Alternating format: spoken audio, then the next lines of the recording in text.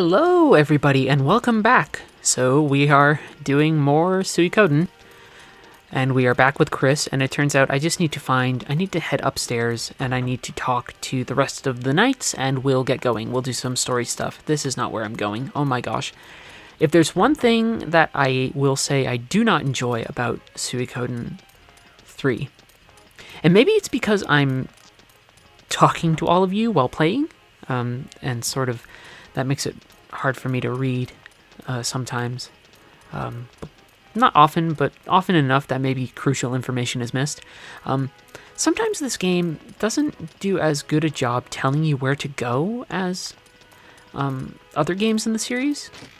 With other games, it feels a little bit more self-evident. Here, not as much. So this is Chris's room, which means we need to go to the room next door, which should be the knight's parlor.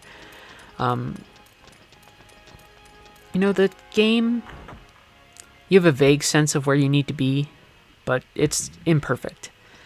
And it's probably one of my biggest gripes, is that sometimes figuring out where to go to progress is a little vague. And the game doesn't care, right?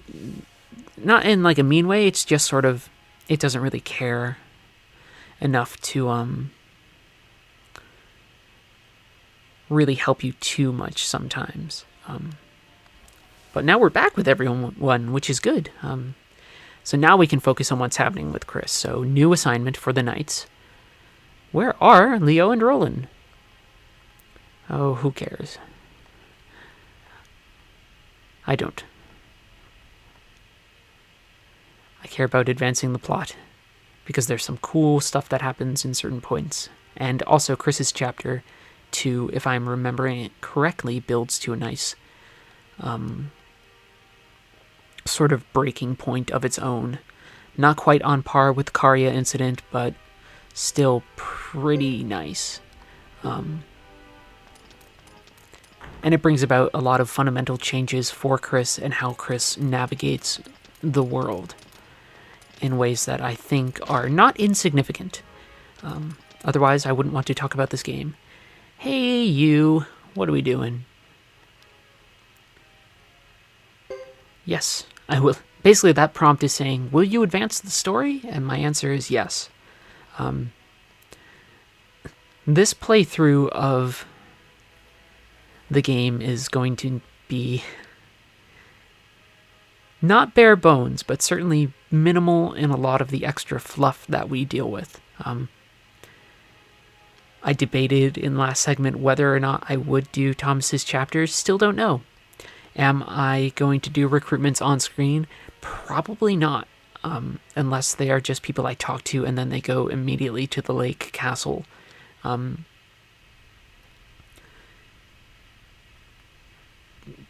Otherwise, we'll just sort of go through the story and keep at a fairly brisk pace.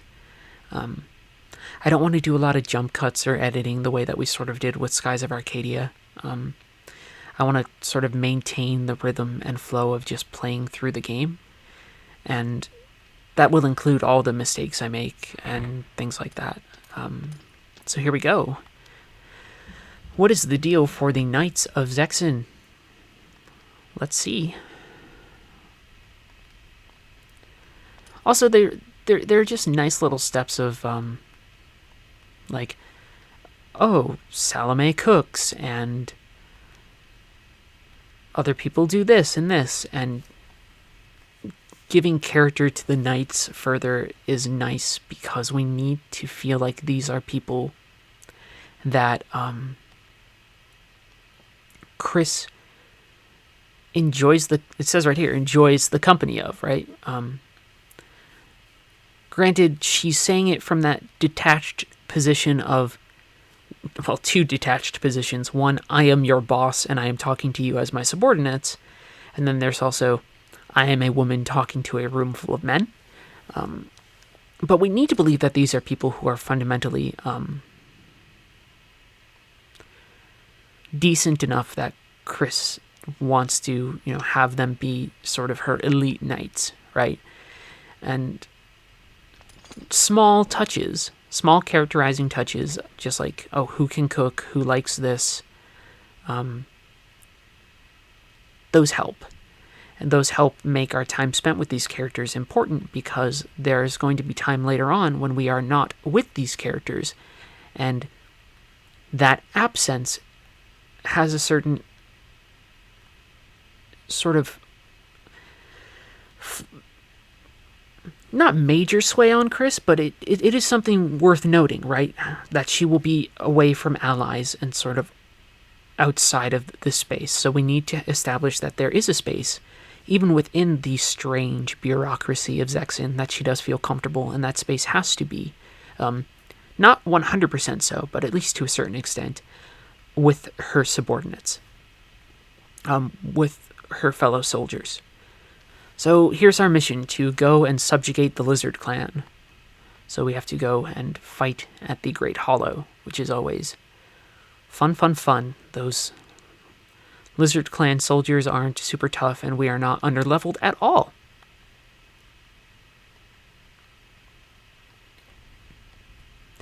But you can see within the narrative of this story, it's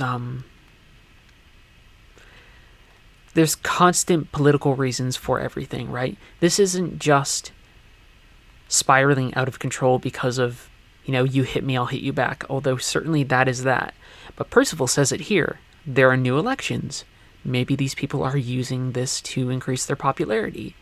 And we're in election season in America right now, and people do just that sort of thing. Terrible tragedies happen, and they capitalize on it. And that sucks, and I hate it, and politics is messy and terrible. But one thing I do appreciate this game and this series for is the fact that it is remarkably honest about these sort of things, right? It's like, oh, we want to avenge the death of these people. Well, voters at home want to avenge the death of such and such. Everybody has a story, right? And all of those stories sort of coalesce into a larger mass, which is, quote unquote, the people. And politics is about pleasing and catering to the people. And in doing that, the council members of Zexin will send soldiers to their death and sort of have a large role in perpetuating the same violence that they are supposedly sending out their soldiers to put an end to, right? It's not quite Ch.2, but it is certainly highly hypocritical of let's wage war to end war, or let's wage war to protect ourselves further, even though who knows what the Grasslanders are going to do right now. Maybe you could just wait, right? But, that's just how it is. And it's this question of, how do you deal with a threat or a fallout between people? Well, you can either act preemptively, sort of like what is happening here, and the other option is to be patient and sort of risk the various dangers that come with inaction. They're not heavily contemplating that in this scene necessarily, but that sort of notion is there, and it's taking place within a larger political system that makes things a little more difficult, right? It's this notion of not just hey, we need to get you out there to fight. It's complicated by, like, hey, we need to get you out there to fight to avenge people. We need to get you out of there to assuage our own guilty consciences. Hey, we need to send you out there to fight in order to win political clout. There's all sorts of stuff. Just all sorts of things. And they're talking about the difference, too, between what it means to be formally acknowledged by the council as head of the knights or something else, right? And here's the breakdown. And the breakdown is, okay, well, the council can say, Chris Lightfellow, you are officially knight commander of the Knights of Zexin. But she already was that within their hearts and minds. Right? So that approval is called into question just in the sense of, okay, so this is a game that talks about systems. This is a game that talks about structures. And within this structure, where is Chris really getting her authority from? In the most formal sense, she gets it from the council. But on a practical level, in a practical sense, she gets it from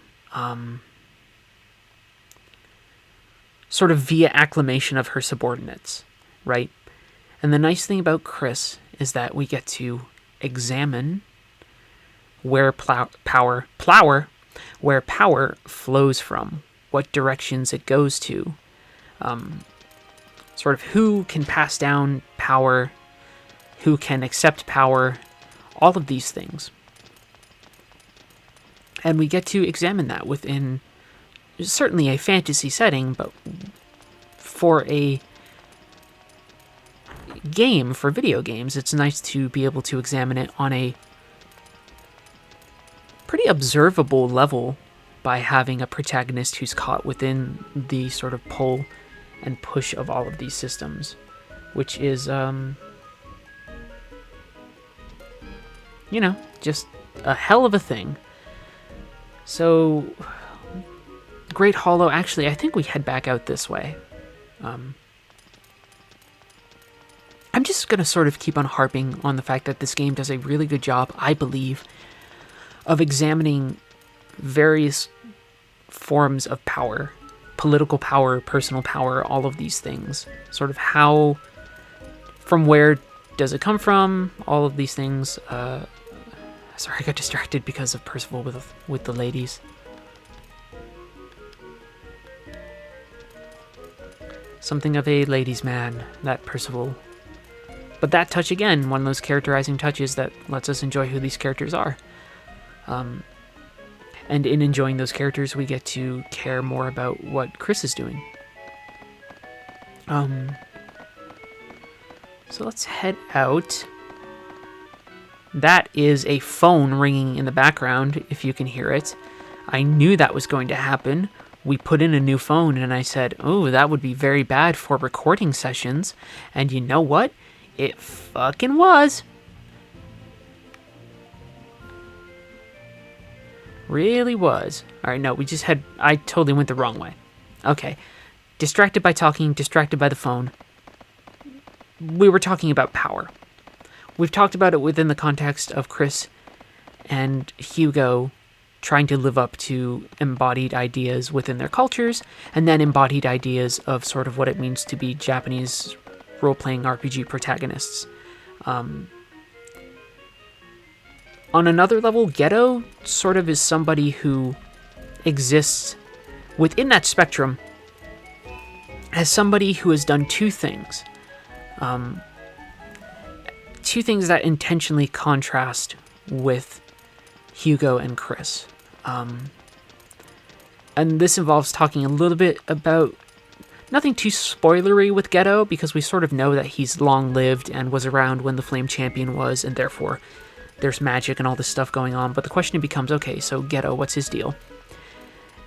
And when you say what's his deal, you also have to ask, what is his presence in the story fulfilling? And part of the honest truth is that with Geto, you have somebody who possesses incredible power. Geto has access to incredible power. Like raw, like physical, magical power. And so that separates him from Chris and Hugo, who are not sort of as physically empowered. But then also, am I going the right way? Gosh, I'm going to get lost.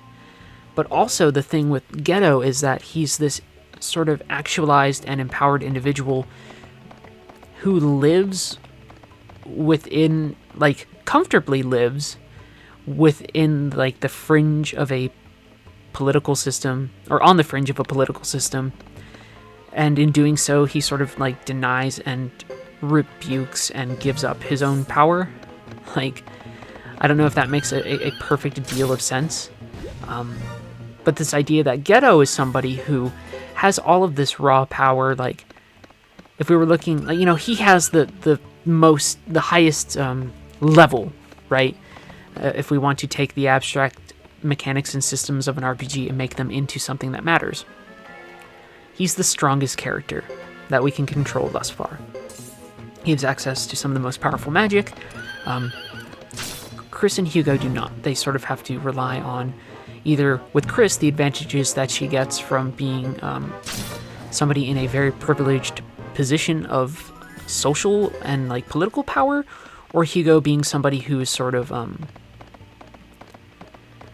in a strange metatextual position of being the young JRPG protagonist. Geto's presence in the story is basically in the function that we are discussing right now. His presence is to provide this nice counterpoint to, well, if only Chris and Hugo were stronger, they could do such and such a thing. Well, Geto is much stronger. He could affect all sorts of action if he wants to, but he doesn't. He sort of sits off to the side. And the question becomes, looking at all these characters, is how do you take power or exist within systems where power is distributed all over the place?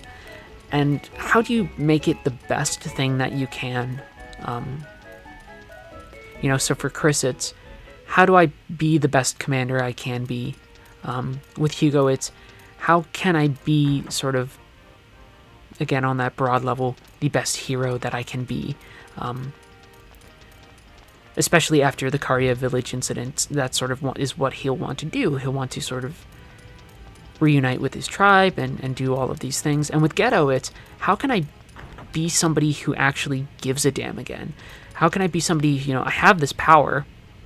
How can I learn to care again and to use this power that I have in ways that are important? All right, so yes, we're prepared. I got lost again, but it gave us a chance to talk. So let's go. We must hurry. We say after I've walked around the map and just talked for a while. But we are going to do all of the Lizard Clan battle stuff, which is important. And, oh man, the large war sequences in this game pale in comparison to those that came before it, which is such a bummer because I think this game takes a lot of what Suikoden wants to do on a narrative and intellectual level and does it really well, and then doubles back on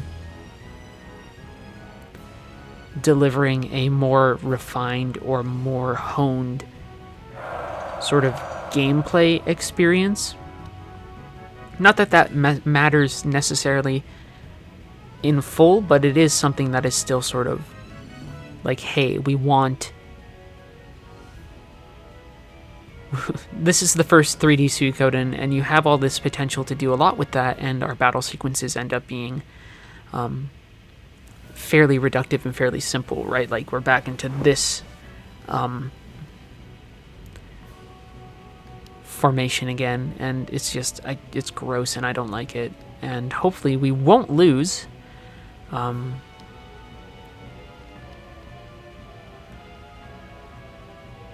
Alright. But we probably won't lose because Chris's chapters, they do a good job of sort of tossing you into battle and being all set. So we will.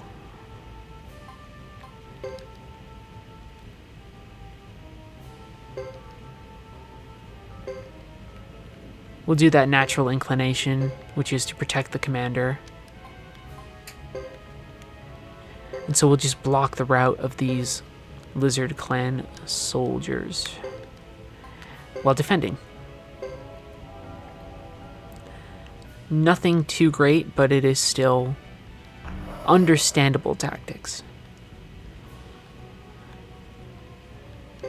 Right, and our job is just to take out 5 units, which is a pain in the ass.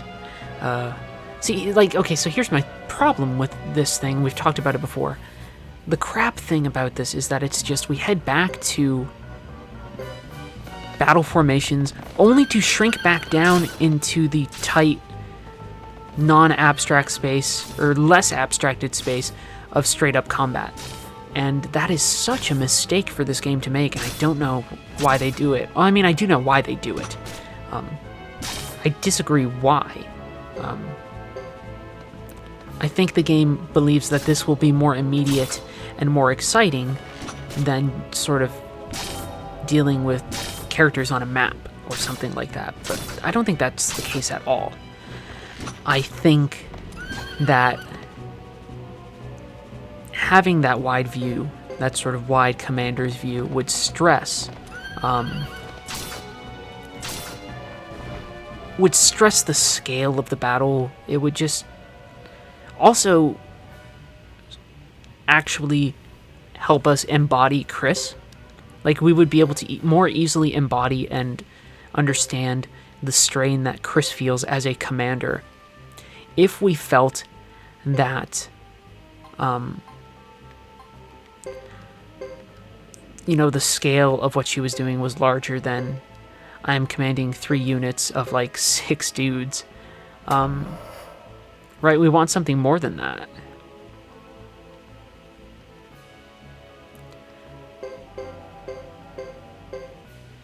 Alright, so here we go. Hopefully I have not completely messed this up.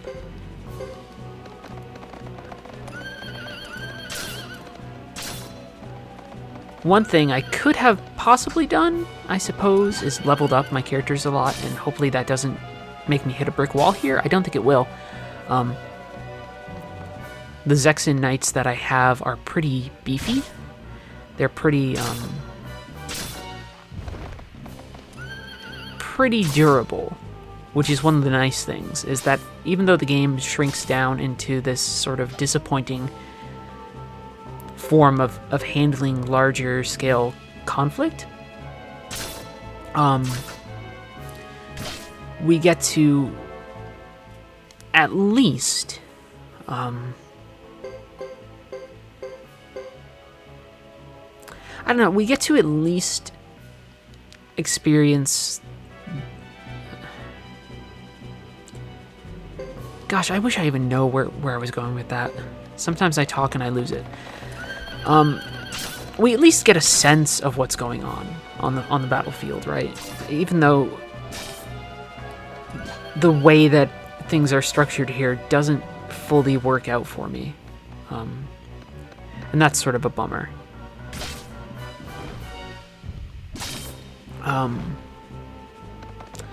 Also, the big bummer is just I don't know what I'm doing. Like, in these battles, I never feel, like I have a good sense of what is happening at any given time, like on a broader tactical level or strategic level, right? I don't know what all of these friggin', like, what is happening. I don't... The way everything is handled, it's just really just light and uncomfortable. Like, all of this, it's like, oh, cool, allies showed up. That means nothing. The way that it is sort of ended up working, if only because these moments occur on the battlefield only when we sort of say, like, hey, let's run in and attack.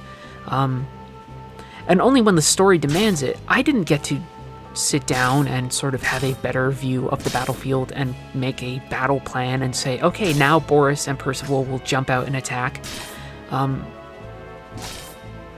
For as impersonal they would probably maybe want to argue the larger battle sequences might be if we were dealing with a larger command and conquer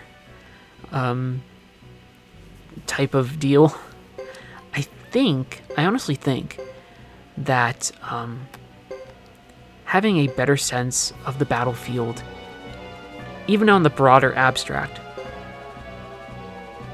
would seriously help in making these sequences feel a little bit more exciting and a little bit more engrossing.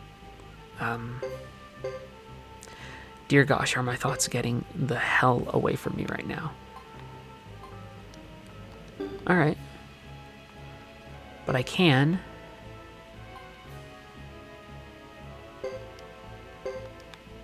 rush in. Look at that, we have cover, right? So that's some solid tactics, but still. I don't think I sat back and made that decision well, out of a position of, being highly informed about my awareness of the battlefield. It was just, oh, I happened to pincer attack this unit because there's no other way for me to attack this unit.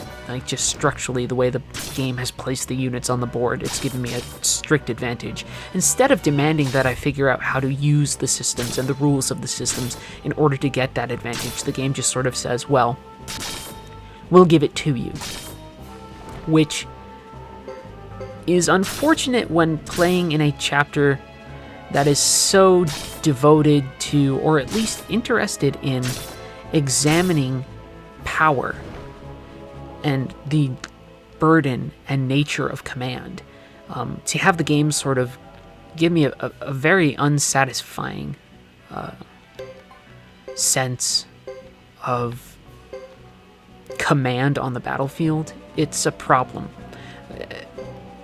Not just oh, this doesn't work and doesn't feel exciting, but more like this is a problem because now the game is mechanically unable to live up or sort of enact the sort of morals that it wants to, right? The messages that it wants to convey could have been conveyed here, but instead, because the game is sort of just really kind of meandering, much like my talking right now, but meandering in the sense that it just doesn't want to definitively make you feel any problems or difficulties for the command that you have just undergone, or the choices that you make on the battlefield. None of that, you don't feel any of that, right? So because I don't feel any of that, I'm not engaging with themes of power or themes of command or questions of control in ways that are important to Chris's story, right? I'm just sort of engaging in these giant sequences where people just smack each other back and forth in the face or something, right? There's not a lot going on here when, if I had to micromanage more, or if I needed to take care of a couple other things, I would absolutely be, I would just flat out be engaging with those themes in a more fundamentally holistic and effective way, right?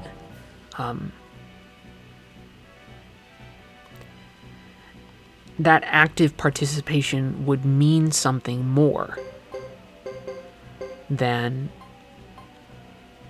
what I have let it mean, or what the game even permits me to allow it to mean, right? When we are experiencing something in a game, much like when we are experiencing art on a painting, right? We are limited by the scope and scale and sort of ambitions of the canvas. And in this case, the canvas is that game space. And because of this game space in these sequences, and I know I've been talking about it for a while now, but I need to stress, lacks the ability to speak out and embody and sort of effectively follow through with gameplay that is thematically cogent with the things that the game wants to discuss.